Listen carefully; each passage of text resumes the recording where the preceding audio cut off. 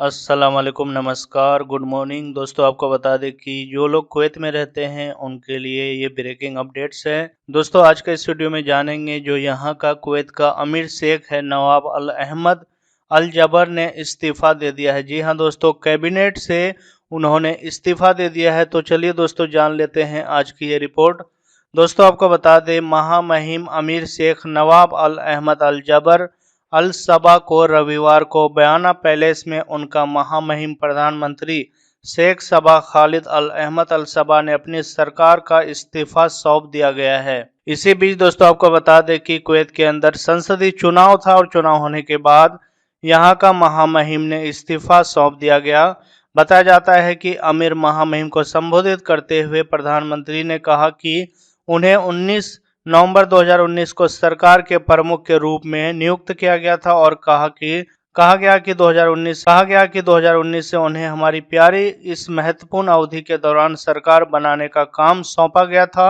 महामहिम प्रधानमंत्री शेख सबा खालिद अल अहमद अल सबा ने कहा कि उन्होंने और मंत्रियों के साथ कुवैत की पूरी तरह से सेवा करने और जिम्मेदारियों के साथ निभाने की पूरी कोशिश की।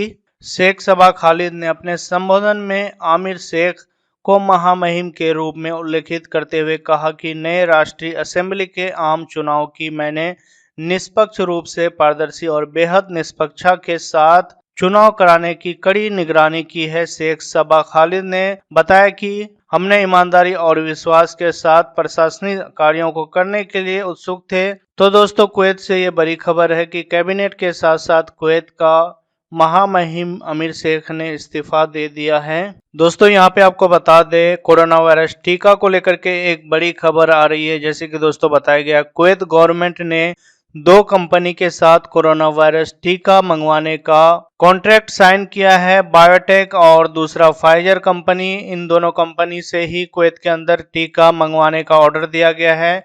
यहाँ पे दोस्तों उन कंपनी से एक बड़ी खबर आ रही है। आपको बता दें कि ब्रिटिश राष्ट्रीय स्वास्थ्य सेवा यानी कि जो फाइजर कंपनी और बायोटेक कंपनी द्वारा वैक्सीन के आधिकारिक लॉन्च के विवरण की घोषणा को लेकर के एक बड़ा खबर आ रहा है। बताया जाता है कि अगले सप्ताह की शुरुआत में शुरू होगी कोरोना वायरस का टीका, क्योंकि स्वास्थ्य मंत्री मैट हैंकॉक, ये दोस्तों आपको बता दें ब्रिटिश का स्वास्थ्य मंत्री है, उनकी तरफ से घोषणा किया गया है कि अगला मंगलवार को एक ऐतिहासिक दिन होगा जिसमें कोरोना वायरस के खिलाफ टीके को शुरू किया जाएगा। यहाँ पे दोस्तों बताया जाता है कि जो हैंकॉक के हवाले से कहा गया कि हम पहले स्थान पर सबसे यहाँ पे दोस्तों बताया गया कि हैंकॉक के हवाले से कहा गया कि हम पहले स्थान पर सबसे कमजोर उम्र के और देखभाल करने वाले होम स्टाफ और सहयोगियों को टीकाकरण प्राप्त करने के लिए सबसे पहले प्राथमिकता देंगे। यानी कि दोस्तों यहाँ पे आपको बता दें ये कोरोना वायरस सबसे पहले ज़्यादा उम्र वाले लोगों को पकड़ता है, इसीलिए इस टीका का सबसे पहले परीक्षण 80 साल यानी कि 50 साल से ऊपर के लोगों के ऊपर किया जाएगा। यह टीकाकरण जो मंगलवार को शुरू होना है, बताया जाता है कि 50 चिकित्सा केंद्रों में इंजेक्शन की पहली लहर ले जाया जाएगा। यह समझाते हुए कि 80 वर्ष से अधिक आयु के देखभाल घरों में जो काम करने वाले हैं उनको टीका प्राप्त करने के लिए उन्हें फ्री में यानी कि दिया जाएगा, उनसे कोई भी पैसा नहीं वसूला जाएगा। उसके बाद दोस्तों कुवैत से जान लेते हैं। आपको बता दें कि कुवैत के अंदर 5 दिसंबर को संसदीय चुनाव था। ये चुनाव होने के बाद दोस्तों यहाँ का नया जो कैबिनेट विजेता यानी कि जो एमपी बना है उनको लेकर के जितने भी यानी कि बाहर के प्रवासी है उनके ऊपर क्या असर पड़ेगा और क्या नया कानून आएगा, उनको लेकर के दोस्तों इस वीडियो में देखते हैं, बात करते हैं इस चुनाव का। तो दोस्तों आपको बता दें जो यहाँ का पहले का शेख था 91 वर्षीय शेख सबा अल अहमद अल सबा, जिनका मृत्यु सितंबर के माह में हुआ था। उनके बाद ये पहला चुनाव है कुवैत के अंदर। तो ये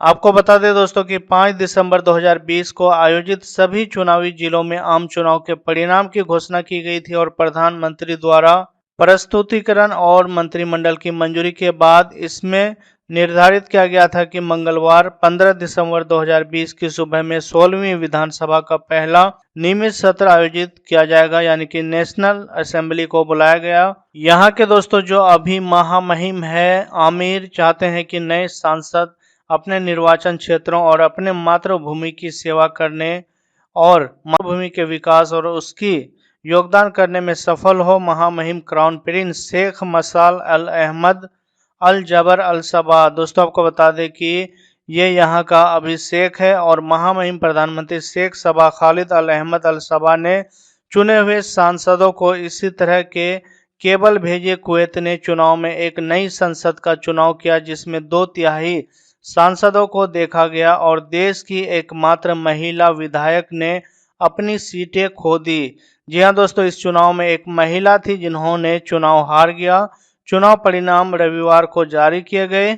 यहाँ पे दोस्तों आपको बता दें कि नई 50 सीटों वाली नेशनल असेंबली की दिशा स्पष्ट नहीं होगी क्योंकि उनमें से 21 विधायक पहली बार विधायक बनेंगे जब वे 15 यानी कि दोस्तों जो चुनाव अभी हुआ है उनका शपथ 15 दिसंबर को लेंगे जितने भी असेंबली में जीते हुए कैंडिडेट हैं। हालांकि दोस्तों बताया जाता है कि इस देश में चुनौतियां हैं वे एक समान और अब एक रण संकट और चल रहे कोरोना वायरस महामारी से जूझ रहे कुवैत की संसद के लिए शनिवार का चुनाव खाड़ी अरब देशों की सबसे स्वतंत्र और सबसे अधिक भीड़ वाली विधानसभा मानी जाती है जिसमें देश के 5,60,000 से अधिक पंजीकृत मतदाताओं का 60% से अधिक मतदान हुआ। कुवैत की प्रणाली के तहत देश को 5 मतदान जिले में विभाजित किया गया है जहां से प्रत्येक में सिर्फ 10 उम्मीदवार संसद में जाते हैं। उसके बाद दोस्तों आपको बता दें कि यहाँ पे जैसा कि चुनाव के बाद रिवाज है कुवैत के अंदर कि सत्तारूढ़ अमीर ने कैबिनेट को नई संसद के आगे भंग करने का आदेश दिया। कुवैत के शासक 91 वर्षीय शेख सबा अल अहमद अल सबा के सितंबर में मृत्यु होने के बाद 83 वर्षीय शेख नवाफ ने बिना किसी विरोध के तेजी से सत्ता संभाली थी, लेकिन नया संसद बनते ही उन्होंने अपना इस्तीफा दे दिया। ये चुनाव के बाद दोस्तों बताया जाता है कि जितने भी सांसद है वो अपने क्षेत्र और कुवैत के अंदर आने वाली पूरी तरह से अर्थव्यवस्था के ऊपर काम करेंगे। अब दोस्तों देखना यह है कि नया संसद नया एमपी आने के बाद कुवैत के अंदर नया कानून क्या लागू होता है। खासतौर से प्रवासी को लेकर के कोई नया कानून आने की संभावना हो सकती है। उसके बाद दोस्तों जो अगली खबर है आपको बता दें कि जो लोग सऊदी अरब के अंदर रहते हैं काम करते हैं उनके लिए ये इम्पोर्टेंट खबर है। दोस्तों आपको बता दें सऊदी अरब में प्रवासी कामगारों के ऊपर इंस्पेक्शन यानी कि एक कैंपेन चलाया गया है खासतौर से उनके लिए जिसके पास कोई भी डॉक्यूमेंट नहीं है। बताया जाता है जिसके बाद अभी तक जानकारी मिलने के अनुसार 21 प्रवासी को डिपोर्ट किया गया है जिसके पास इंश्योरेंस और कई तरह का डॉक्यूमेंट्स नहीं थे। यहाँ पे दोस्तों बताया जाता है कि सऊदी अरब में काम कर रहे सभी नागरिकों को सूचित किया जाता है कि वो किसी तरह का भी उल्लंघन के रूप में ना रहे और खासतौर से दोस्तों बताया गया है कि सऊदी अरब में रहने वाले के पास इंश्योरेंस होना अनिवार्य है और इसके बिना कार्य करने का वर्क परमिट रद्द कर दिया जाएगा यानी कि काम करने का इजाजत नहीं दिया जाएगा अगर आपके पास इंश्योरेंस नहीं है। बताया जाता है दोस्तों सऊदी अरब से बाहर डिपोर्ट करने का भी प्रावधान है यानी कि कई लोगों को अभी सऊदी अरब से निकाल चुका है। लगभग 40 लोगों की टीम ने सऊदी अरब के रियाद क्षेत्र में कई अलग अलग क्षेत्र में जाकर के इंस्पेक्शन किया गया यानी कि छानबीन किया गया, लोगों को पकड़ने का काम किया गया और जिनके पास इंश्योरेंस नहीं है और किसी तरह का डॉक्यूमेंट्स यानी कि इलीगल तरीके से है उनको डिपोर्ट करने का काम कर रही है। तो दोस्तों ये इम्पोर्टेंट खबर है सऊदी अरब से जितने लोग सऊदी अरब में काम करते हैं। तो दोस्तों कुवैत से ये कुछ इंपॉर्टेंट खबर था। खबरों से अपडेट रहना चाहते हैं हमारे इस चैनल को सब्सक्राइब करें और इस वीडियो को ज़्यादा से ज़्यादा शेयर और लाइक करें। मिलते हैं दोस्तों एक नया खबर